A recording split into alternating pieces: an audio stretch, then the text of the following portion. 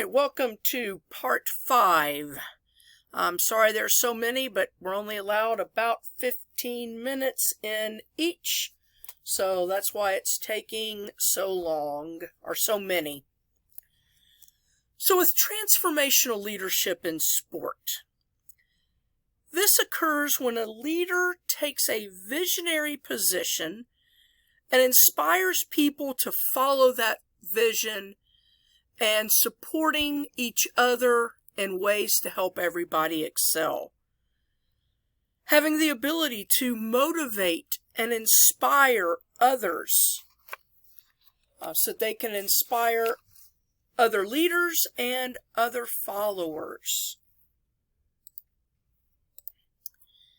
In this video, Dr. Horn defines transformational leadership.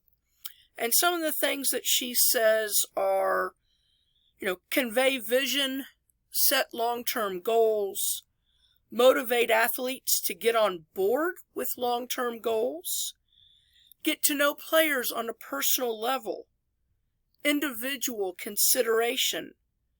You may have to have some ethical decisions, and players to have more intrinsic motivation and less burnout levels.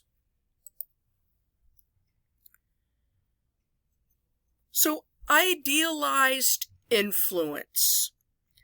The leader serves as a role model to followers by earning their trust, admiration, respect. Inspirational, motivating followers to by conveying a compelling vision of where the group is going, while simultaneously encouraging followers to take on challenging tasks. Intellectual stimulation, encouraging new and creative ways of approaching problems. An individualized consideration, recognizing the individual needs of each group members. So some guidelines. Create that compelling vision for people to follow. Inspirational communication, instilling pride, enhancing morale. Personal recognition, so you call them out, call them by name. Promotion of self-efficacy and self-esteem. Emphasis on winning, but not winning at all cost. Fostering competitiveness in the team so they push each other to be better. And facilitating that flow.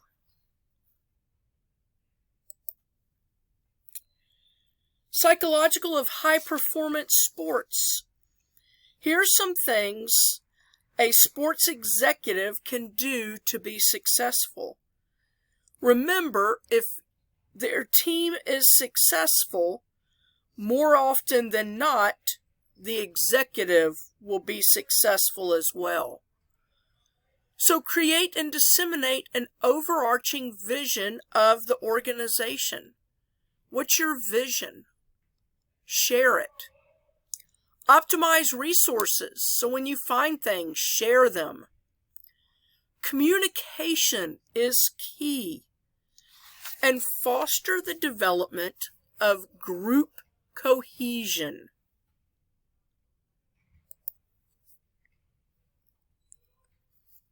Servant leadership focuses on the service to others, with the focus of the leader being to create followers who build on a better tomorrow. They focus on the growth and development of followers. Those leaders who take on that servant role are described as caring, good listeners, empathetic, good stewards, and strong community leaders.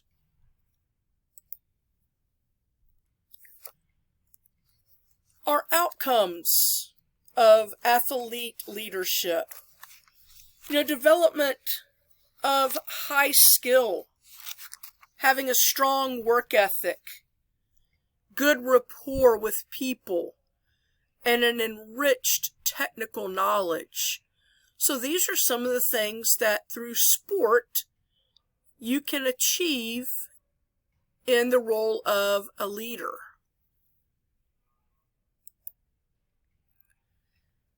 So we want to influence leadership development. And here is how athletes can become a better leader through their own efforts and helping others. By getting involved. Parents mentoring players on complex decisions.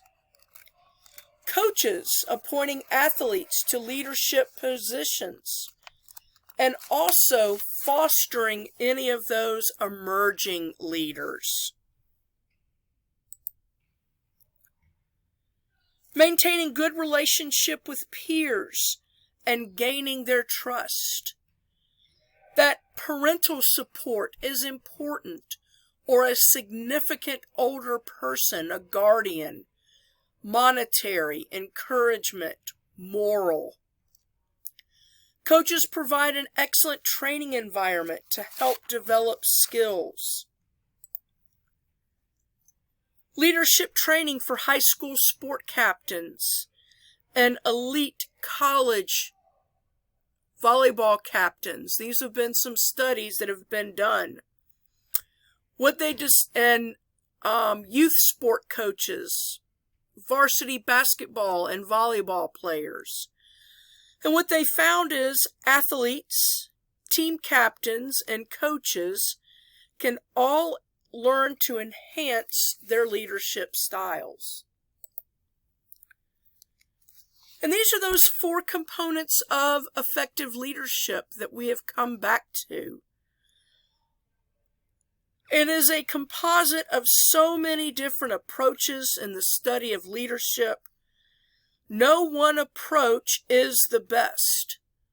They all contribute to the understanding of what makes leadership effective. And this figure only reinforces what the interactive model has stated. Behavior is best understood as the interaction between personal and situational factors. Some leadership qualities. Effective leaders have integrity, flexibility, loyalty, self-discipline, patience. They also mobilize and focus the energy resources. Researchers have identified several characteristics of successful leaders, and they include having above average ability, intelligence, optimism, intrinsic motivation, and empathy. In this video, Dr. Oregon talks about experienced exercise instructor discusses what students want, such as positive feedback, fun. They want her just running around like a chicken with her head cut off. Personable, promote effort, push themselves, do your best.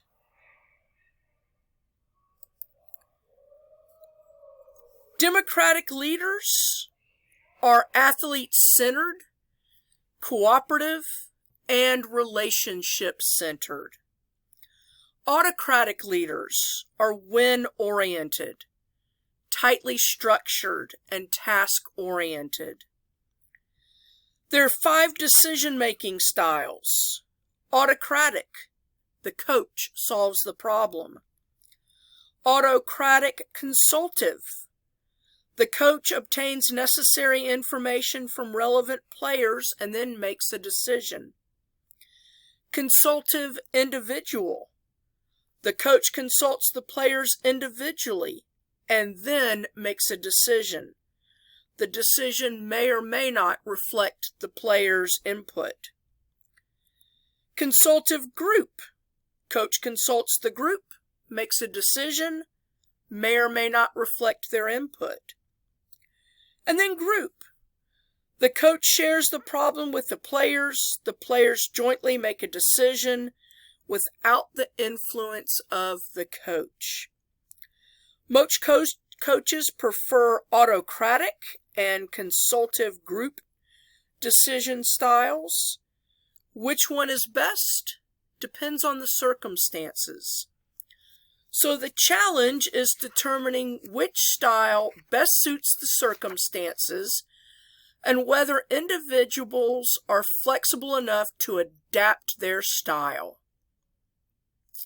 The appropriate coaching style depends on the situational factors and membership characteristics.